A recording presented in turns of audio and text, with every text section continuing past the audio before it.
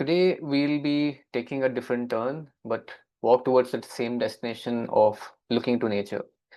We at Iora Ecological Solutions have been hosting the Land-Based Mitigation Dialogue Series, where we look to lands and its current states to think deeper for climate mitigation. We have talked about how lands are being governed, how they currently are in the face of the larger climate crises, what needs to be understood better, and how one can get to doing it.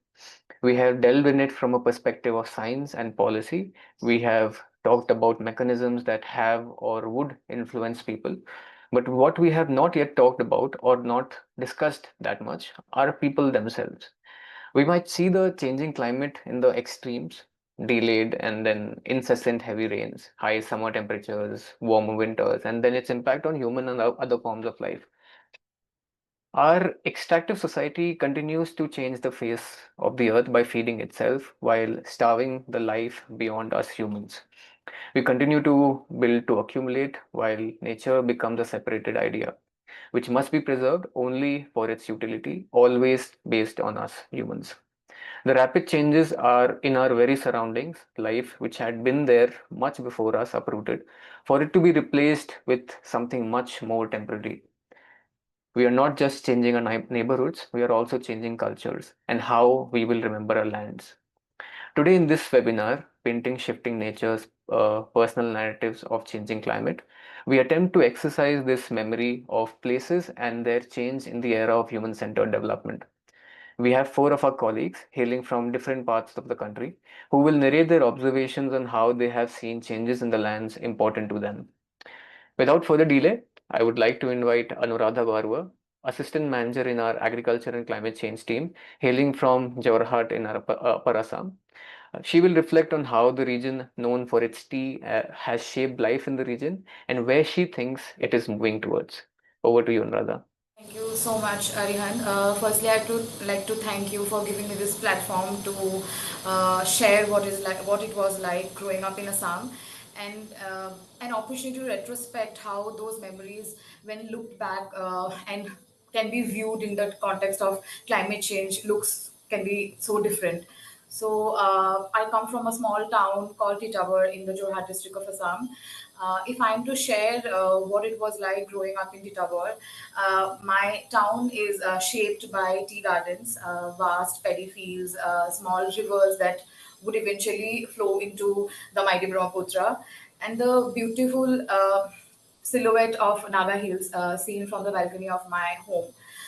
Much of my childhood, as far as I remember, was spent outdoors, especially during school vacations when open paddy fields and the fish ponds we had, and nature in general became both playgrounds and classrooms. Assam, as a state, if we talk about it, it is incredibly rich in biodiversity, and this diversity is woven into daily life. Alongside agriculture and tea, the wetlands and forests supported a wide variety of fish, birds, animals, and plants that were both, central to livelihoods and our traditions. The older generation from my family often speak about how wetlands, which we call beels, were once filled with migratory birds. And native fish species that sustain households. Our homes and food culture also reflected the same connection. Traditional Assamese houses were built with lighter material like bamboo and thatched houses, built to withstand floods, while also meeting earthquake safety needs. Rice and fish has become our staple foods, and we celebrate festivals that follows the agricultural calendar. So, with changing time, obviously, things are also changing. People of Assam has almost lived their entire lives with seasonal floods each year. The flood season, as we call it, was once limited to a July and August period, monsoon period. But now that the things are changing so much, it begins as early as April and often stretches now into September. Over time, the floods have also become very intense, bringing not just water but overall destruction. Washing away crops, eroding riverbanks, damaging homes. So, what was once a seasonal challenge has turned into a prolonged period of uncertainty. making it much harder for communities to sustain the same relationship they once had with land and resources. Over the years, these patterns are not even related to like flooding, but overall changes in climate have also become the other patterns have also become less reliable in other ways as well. For example, Assam has recorded a 34% deficit in monsoon rainfall this year, despite having a reputation for a state with abundant rains. But at the same time, when floods arrives, they are more damaging and now than before. We are also now kind of living in both extremes. For example, months of like a prolonged drought-like conditions, followed by sudden destructive flooding. So temperature also, the rise in temperature also adds another layer to this challenge. Summers feel longer and hotter than what they felt when I was growing up. And when Assam is, if I say when, if we talk about Assam, the picturesque landscapes of vast tea gardens comes into mind. And Assam is also home to more than a lakh of small tea growers. And while working with these farmers, I have often heard them say one complaint that the climate is no longer conducive for planting tea. And as yields decline, many of them resort to using more synthetic fertilizers than what is actually prescribed, which further disrupts soil health and feeds back into the cycle of climate change. So all these challenges are also not environmental as it is. It is also cultural. Practices tied to seasonal cycles like sowing rituals and fishing traditions are becoming harder to maintain. Certain native fish that people once caught in nearby wetlands have become scarce. With them, parts of our food culture are also disappearing. Intensified flooding and riverbank erosion now threaten not just lives but also livelihoods, and in some cases, pushing people towards migration. So when communities move, younger generations lose the opportunity to learn and pass down like the intergenerational knowledge about traditional practices and resource management, and they are less likely to carry these traditions forward. What stands out most for me is the shift from predictability to uncertainty. In my childhood, rains came in a particular season and a time, followed by a rhythm that communities could trust. Today, we live in kind of a situation where it is scarcity and excess, with like droughts and floods shaping the same landscape in rapid succession. So for me, this reflects how deeply climate change is reshaping not only the environmental phenomena but also the way we live, adapt, and remember our connection to nature. So that's all from me. Thank you very much. Thanks, Anuradha. I mean, the this particular idea of predictability changing to uncertainty, I think and that's the the one overarching feature of how the changing climate acts for human systems and other non-human systems also. I mean, I think one particular thing that monsoons particularly, you mentioned them quite a few times, that monsoons, their seasonality, their concentration has changed. And I would like you to, just ponder on how that interacts with a lot of traditional culture that the land holds. In particular, say for like the monsoon festival, which is Ali Ligang. I think you had mentioned that once, that how that is a Yeah, monsoon-based festival by one of the yeah. Assamese tribes. Basically, it's a seed sowing festival. Yeah. It's the onset of monsoon and seed sowing festival, like celebrated by the missing tribe of Assam. Right, right. So, are there, like, could you just, elaborate on how, different changing monsoons, like, Ali Aligang, or how that interacts with, cultural artifacts, how, that particularly aspects like which held seasonal times, how, then how that becomes, again, unpredictable in a way.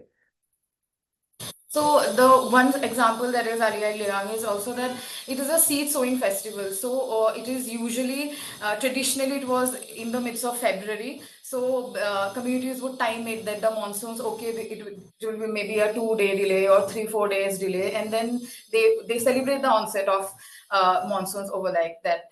But now that the monsoons have shifted, so there is a delayed period now. so what are communities supposed to do? Are they supposed to wait for the monsoons to arrive to celebrate such festivals, or do they just go by the English calendar and then they celebrate it in the midst of February? So these are the questions that one tends to ask. Other things that I would like to mention is because of the changing climate and the measures that we are taking in order to adapt to those changes and to even mitigate those changes. For example, I would like to give you an example. There is a Kumar community in Majuli that traditionally makes it's a pottery making community. So traditionally they make earthen pots and utensils. So what happens is, because there is a ban on and restriction from the government to not dig up the riverbank side, obviously to stop further erosion of the riverbanks. So the practices of these cultural artisans, like traditional artisans, are being lost. They are unable to pass it on to the younger generations because there is no demand in the market. Plus, it is very, very difficult for them to procure raw materials. Plus, if they go and buy it from the vendors, the charges, the investment is much more than the returns. So these kind of traditional practices, and it is very interesting because it is a very unique way of making pottery. So like the rest of the states in India, they don't use the potter's wheel. What they do is they beat the utensils and hand carve it with their own hands. So all these types of skill sets are being lost because of the changing climate and the measures we are taking in order to adapt to those changes. Right. I mean, uh, this is like just a comment, as in because since in our climate discourse we talk a lot about marginal communities and vulnerable communities and communities which are they have certain cultural products, if for the lack of a better word, but how they have intertwined with their local ecosystems, and how they have over time built things out of it. But how the changing climate, as eroding riverbanks, how then they interact with something which is so integral to them. So yeah, Yeah. again, thank you, Anuradha. We'll now shift to our second colleague, Dr. Irina Das Sarkar, who is an assistant manager in our forest and biodiversity team. She will be speaking about Dehradun and its urbanization and how she sees the dilution of its Himalayan culture. Over to you, Irina. Thank you, Arihant, and thank you, Anuradha. That was really interesting to hear about Assam. So ethnically, I do come from West Bengal, but I'm going to speak a bit about Dehradun today because it's the place I'm most indebted to. It's the place of maximum learning for me from my times with the Wildlife Institute of India.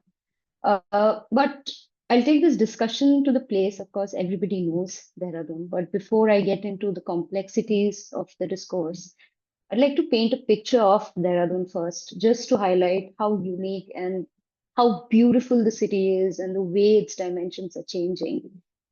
So, Doon Valley, Dehradun is tucked away in the Doon Valley, which lies very strategically between the Shivalik Hills and the Lesser Himalaya. It, by its geographic positioning, it's always had a certain charm. It's always had a cool breeze, a very laid back vibe, but it's also a township that has been rooted in natural beauty and shared multicultural history because it has influences of Indo-Tibetan culture. Other than that, it's also blessed with expansive and very picturesque sal forests, which hosts a wide variety of biodiversity. And also, here's a fact that surprises a lot: tea gardens. In fact, it's not a very well-known fact, but long before its IT parks and cafes, tea plantations were a subset of Dehradun's identity.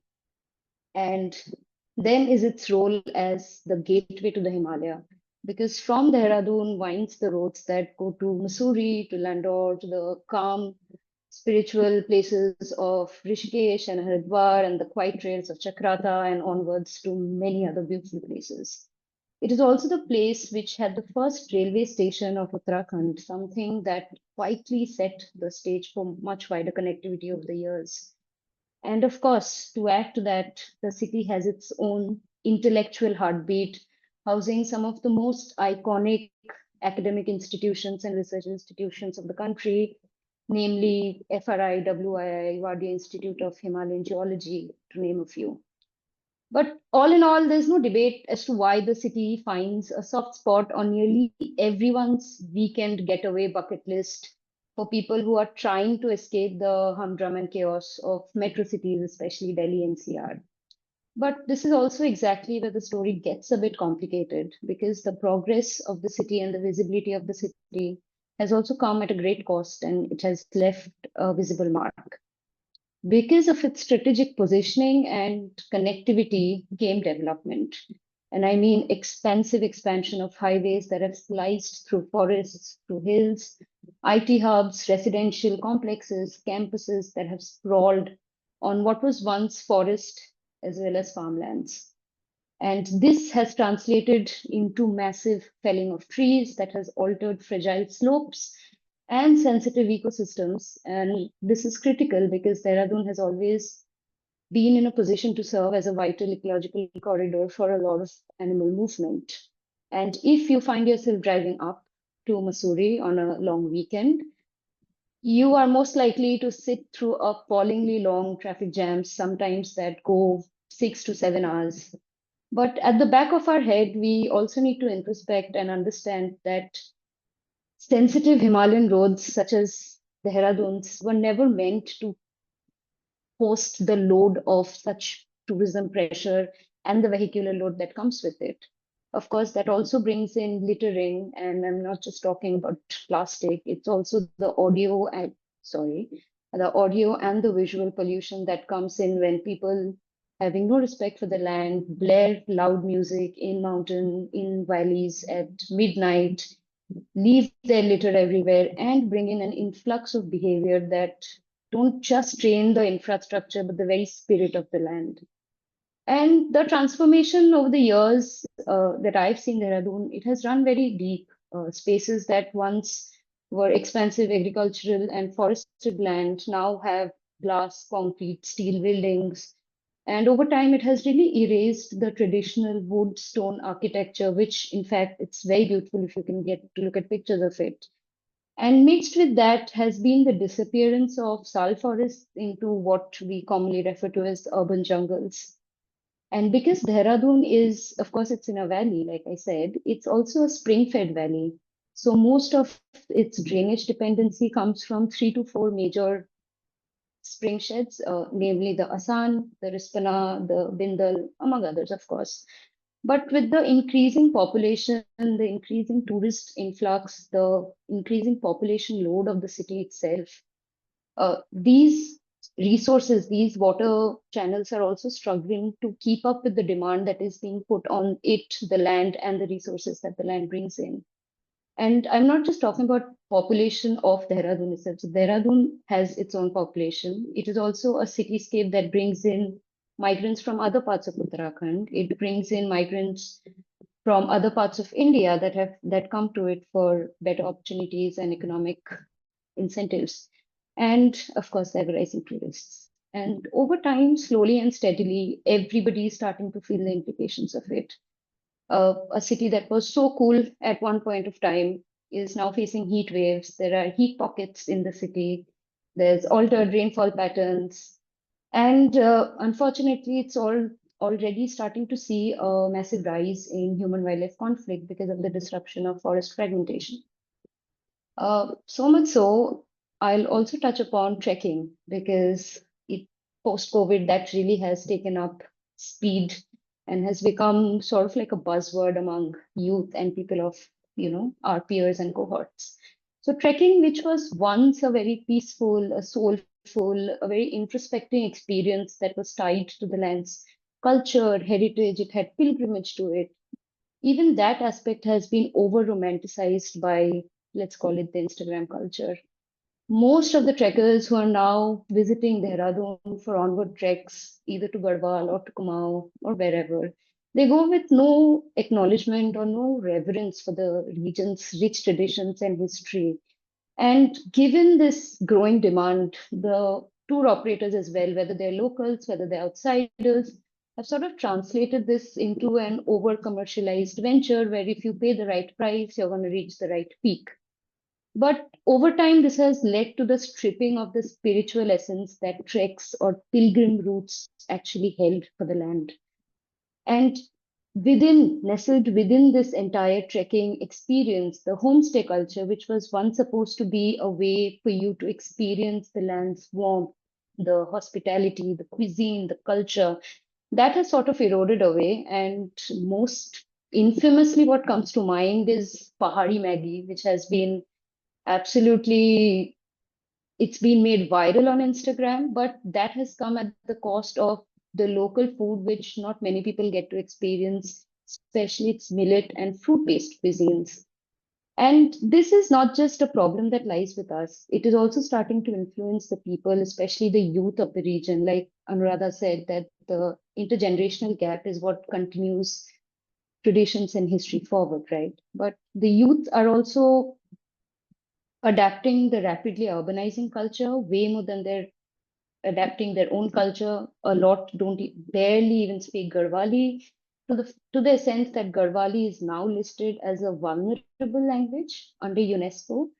Like Anuradha said, a lot of festivals are tied to agricultural calendars, harvest cycles. All these have faded because agriculture itself has stepped down from the pedestal of significance. And over time, this sort of disconnect has culminated to a cultural dilution where traditional roots are sort of traded for a generalized, globalized mix of fast changing trends and lifestyle. And it may seem cool now, but over time, that we know that that has serious implications on a landscape. But all in all, I don't want to paint it all black. Of course, Dehradun is a very beautiful city, and the boom and the influx of people has brought in better connectivity to some of the most rural populations of the Himalayan landscape. It has brought economic opportunities to people, and it has also gotten the land a lot of global recognition. The nifty little city that it is has emerged as a hub for yoga and Ayurveda. Most notably, Rishikesh hosts the International Yoga Festival and also has the Beatles Cafe, which these are very important. They may not seem very important landmarks, but these are important places where people from all across the globe sort of come and get involved in a rich exchange of cultural and historical, conversations. They take deeper cognizance of what yoga is, what India is, and the multitude of services, natural and otherwise, that Dev Bhumi, which is the land of God, has to offer them. So over the years, from me knowing Dehradun since 2015, I have seen the city come at very fascinating crossroads where it's sort of in between its very rich, storied past, but it's also very rapidly modernizing into a future that it perceives itself in. But the question that has always stuck with me is, how do we keep that balance? How do we, at the end of the day, ensure that the city does not lose the very essence that made it so magical in the first place? And I think with that, I'd like to wrap up my description about Dehradun and how it has changed over the years. Thanks a lot. Thanks a lot, Irina. Uh, that was quite something. One particular thing really picks my mind here is that about the treks that you mentioned.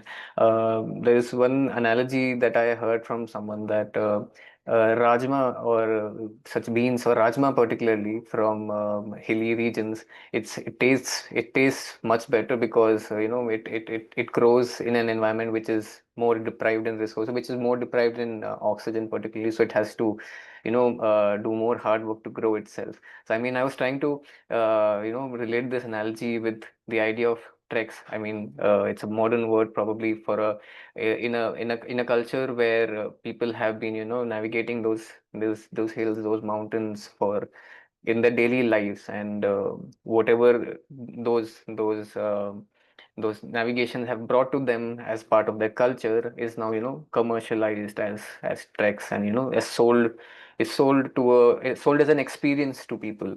I mean, and I would like you, I would just, it would be interesting for you to, like, I mean, tell us your reflection on how, that if sort of that is reflected back to a culture which has given rise to such treks. I mean, if I'm a person from Dehradun, and I'm being shown that okay, treks is something which is being done by people outside and commercialized, but this has been part of my culture. So the idea how that changes in my mind, also how I see my land, how I see something which has been part of my culture. Right. So, as you rightly said, that a lot of things has been commercialized over time. So, of course, again, I'm not from Dehradun. That is one thing to remember. Yeah. But over the years of working in the Himalaya, what I've realized is that for the locals, trekking was never trekking in the way we know it. It was either you going to a site of deep reverence, deep pilgrimage. It was that yearly spiritual journey you took. It was a journey of, introspection, of walking towards something to make yourself better in life, to make yourself a better person. So over Right. time, for example, people who go to Valley of Flowers or Hemkund Sahib is the world's highest Gurudwara. People who go there, I'm sure a lot don't know about why Hemkund Sahib is so important that every year Sikhs take such long, arduous journeys to reach Hemkund Sahib. Because the roads over time has been made easier to walk in, it's been paved, it's been metalled. Again, when these spiritual places were established, they were not supposed to be roads of easy access. You were not supposed to sit in a car and reach a place. You were supposed to endure a journey of testing your own limits, understanding your own limits, and reaching a place which gives you that feeling of achievement, of humility. It should be a very humbling feeling. And from my own experience, over time, treks have translated to we'll get a porter, they're going to carry your luggage, we'll get a mule, you just have to take your day backpack and walk up, you can take as many rests as you want.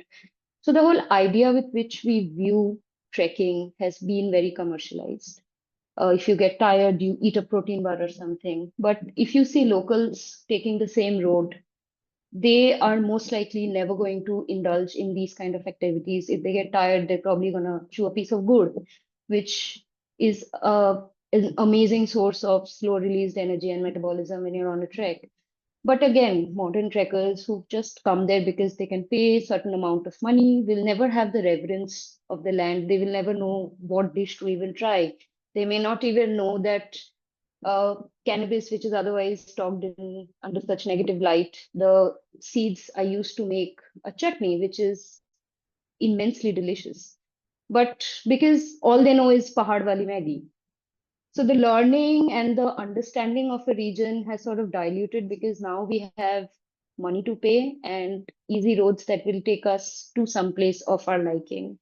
So over time, the way we view things in the mountains has also changed, and there has to be a point of time where we start looking back and reverting to the older traditions, which kept these mountains in a place which makes us want to visit them in current times. Oh yeah, I agree, Sheena. Well put.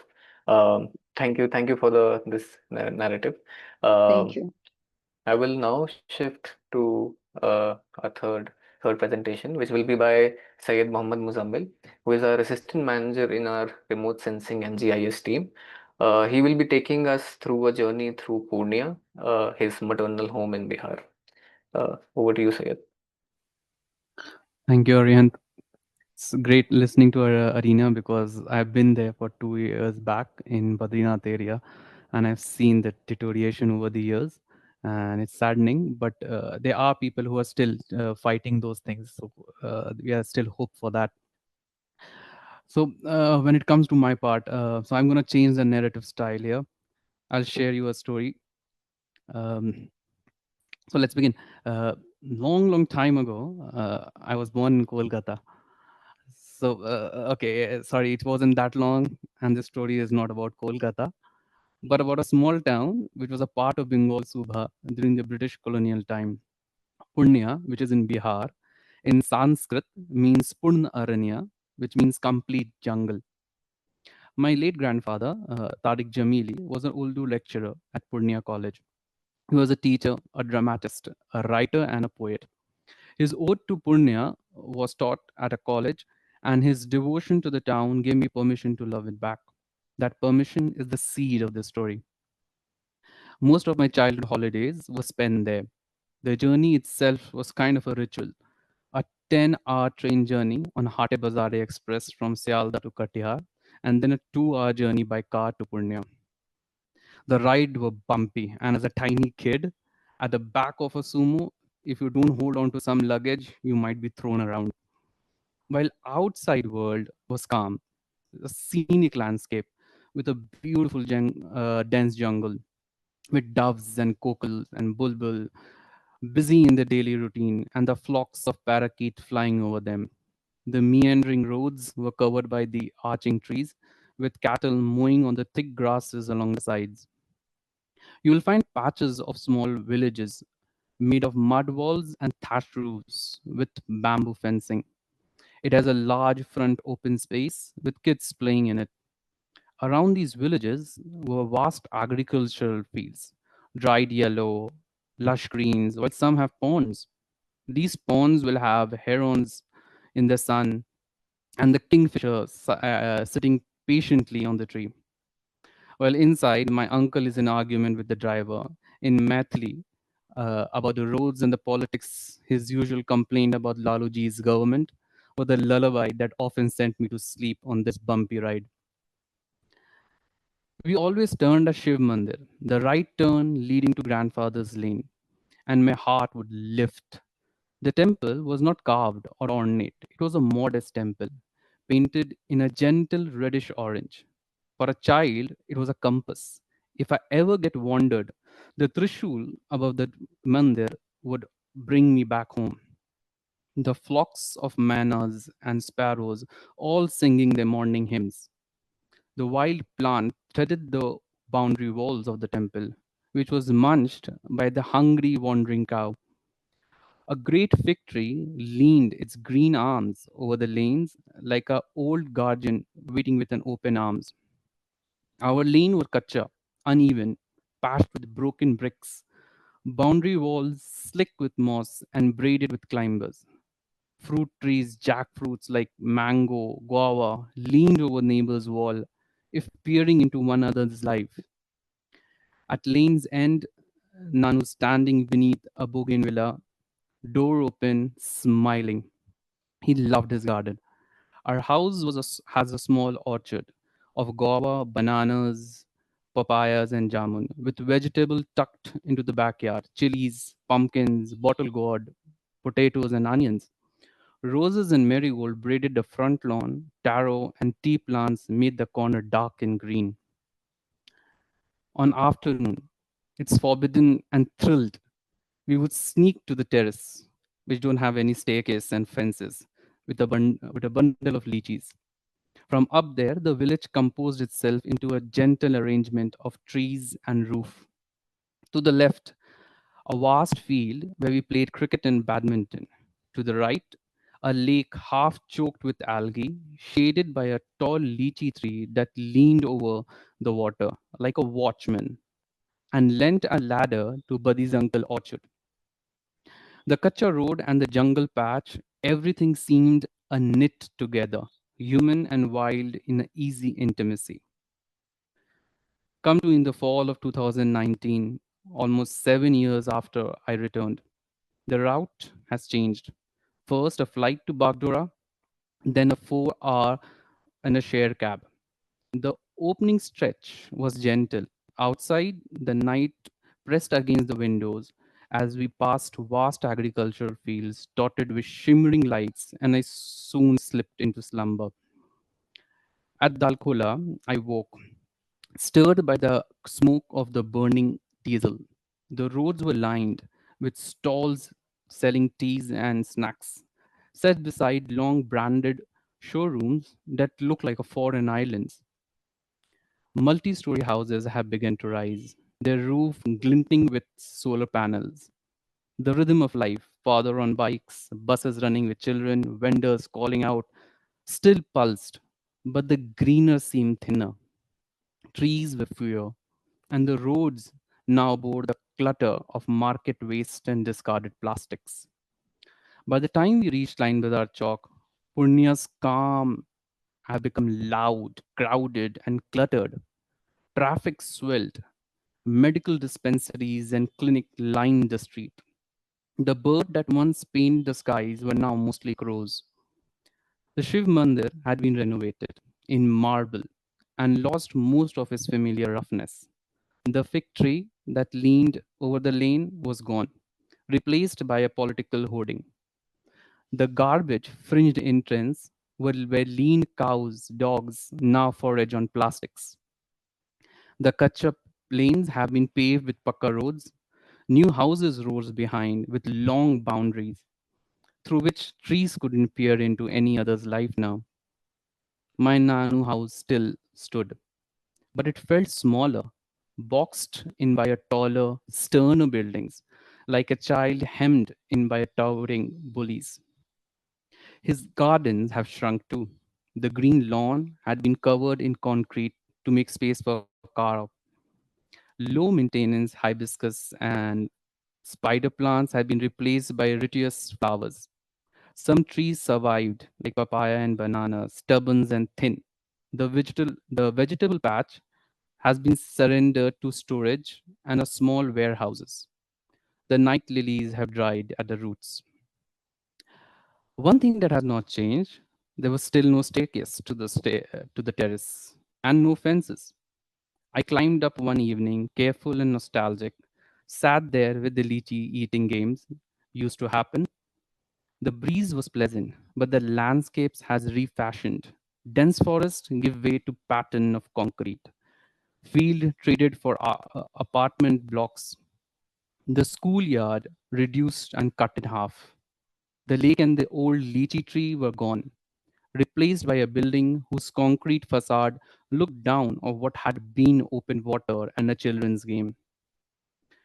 We went to my grandfather's new place a little later. The area around it was a pocket of wilderness, dense grasses and small wildflower, neem and babool tree shading the spot. A smaller fig tree guard over his grave. Among those flower stones and his presence, the place felt stitched to the old Purnia, a tether to what had been. So I think so. I have a picture if Arihant can share that. So yeah, as you can see, this is the right turn that we are talking about, where the Shiv Mandir is all marbleized. And this is the whole lane that was used to be very kacha, and all the buildings that is around this red line were actually all open fields. The blue spaces is what I'm talking about. This red spot is where my house was, and in front was here the lychees and the pond was there. And the left side, as you can see, the left is where I used to play, and this is where this whole green area space of the college that was there. And the next image that was there is what my house look now. You can see all of its greenness have gone. It had been shrunk, and all the front areas have been now made a concrete. And there's one small picture, I think, in the next where you can see the same bougainvillea that you can see in the center, which was all green. And here is my Nanu and Nani standing in the green spaces. Yes, that's all. Thank you so much, Syed, for sharing this. I mean, it's quite a nostalgic trip, right, it took us to. Uh, it's It actually, I'm actually reminded of this, this particular narrative where where you see where you learn about a small town like Pune or other small towns, and when you see them through a course of journey, sort of developing in a way. But the first the sacrifice is usually the nature around. I mean, you from your narration or from your story also, you get a sense that okay, the city is now is more accessible probably with the Pakka roads and better buildings, but the collateral of it uh, are again the life which is beyond us humans. So I mean, when you do visit, again, you actually captured it quite well. But again, I'll just probably poke you again for that question: that how is that when you go back to Pune, how do you see it now? I think so. City is actually with the people around is what make a city also very different. So I think so. After my Nanu pass away, that charm that his city has is also gone, like I said. And I think so that what he brings, that the love that he had was about the greenery and the forest and the animals that we used to see, which is now actually gone. Like with him, it's all of it is gone. So that is gone. As I can see, like any other city is about the architecture, that the traditional knowledge that we used to see there. That was we like in our culture we used to get, we are going to my nani's place, which is supposed to be a village area where you used to go and have a break from what we in the city used to live in. But now even if you go there, the same thing, it's road traffic, buildings, concrete jungle everywhere. So it's not much of a change over the years, but that is what now the thing is, sort of you improving or you moving ahead with the times. Right, that's true. Thank you again, Syed. We'll now move to our last presentation, which will be by Sandra Thomas, who is a senior research associate in IORA's carbon development team. She will be speaking. Uh, she will be speaking about how the predictability of Kerala's monsoons, which were once a more reliable signal to school reopenings, are not so reliable anymore. So I'll let Sandra expand on this further. Over to you, Sandra. Thank you, Arihant, for giving me this platform to talk about. And Sayed, that was a beautiful story that you painted. And so today I'll take you guys through a personal journey of how I have seen the city of Thrissur change over the year.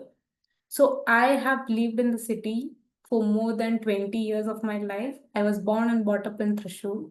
Thrissur is celebrated as one of the cultural capitals of Kerala, with the place of festivals, temples, and tradition.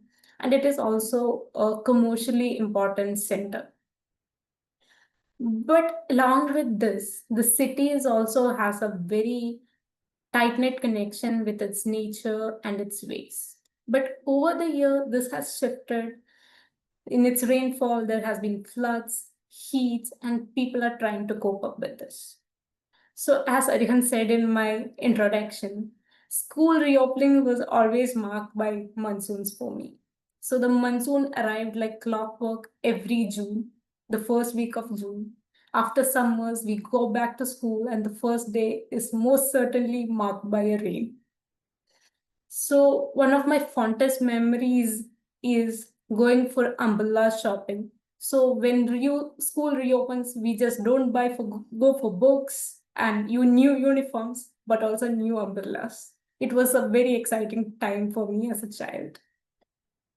So, Kerala has a unique monsoon structure. So, we receive two distinct monsoon seasons. First is the southwest monsoon, also known as Idavappadi. So Idavam is a Malayalam month and Padi means middle. So the monsoon comes at the mid of Idavam. That is why it is called Idavappadi always. So this is the major monsoon season which comes in the first week of June and lasts till early September. So this it gives us the 70% of most of the rainfall that the state receives, and it also gives the rhythm for agriculture, the sowing of paddy. It replenishes rivers, wells, and all the reservoirs of the harsh summers of 2 months. So end of the monsoon marks the harvest festival of Kerala, which is Onam. So I have heard a lot of stories from my grandmother. So during monsoon, it continuously rained and people didn't have much of jobs. They were tight on money. There were no foods, no money to buy food. So they used to eat whatever they can find in their backyard. Any kind of leaves, banana stems, everything, anything that you eat. And when the monsoon ends and the first harvest happens, everyone has plenty. That's how we celebrate Onam. We eat everything and it's a huge celebration.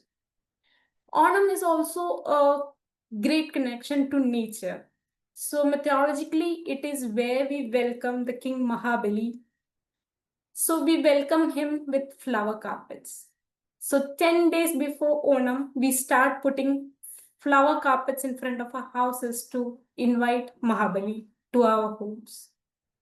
So earlier we used to go around neighborhoods, children's running around collecting flowers in the morning just to put a puklam. That's what a flower carpet is called. Later on, this kids going around the neighborhood to collect flowers stopped. We started buying flowers from the market. That was there for a few years. And lately, for the last 2 years, something trending is making a puklam out of artificial flowers. This year, this is what is trending on Instagram. So after Onam, our second monsoon comes. That is the northeast monsoon, also called the retreating monsoon, because the monsoon winds that have gone up the Indian subcontinent comes back, which also brings a bit of rain again. It is also known as Tula Varsham, or it happens in Varsham means rain, and Tulam is the month, Malayalam month when it happens. So, unlike the first monsoon, this is marked by evening showers and thunderstorms, and which are my favorite. At this time, there is something we used to practice, I should say, which is getting lost, is a tradition of taking Aushadakani. So that is the Ayurvedic medicinal rice porridge people consume because monsoon brings lots of diseases, colds, coughs, and other diseases. So this medicinal porridge that we take helps the body refresh and reset and boost your immunity. This is one of the traditions that are currently being lost with the changing times. So over the year, the predictable rhythm of monsoon has shifted, and what we used to see as a clockwork, that monsoon arrives at the early June, is now either coming too early or delays are there, sudden outbursts of rain and prolonged dry spells. There is no pattern that we can predict. The rainfall is now marked with atmospheric pattern changes. So today, the rainfall is often linked to low pressure zones over the Arabian Sea and the Bay of Bengal. The frequency has also increased, and there is no such as rain happens only in monsoon. It can rain anytime. There is a low pressure zone, it rains for continuously 2-3 days. This has negatively impacted the farming and the agriculture practices over the year. Over the years, the frequency of tropical cyclones has also increased in the Arabian Sea. So in my childhood, I have never heard about a cyclone hitting my area. It is something I used to hear in news. In Odisha, there was a cyclone. A lot of people died. I could never imagine that.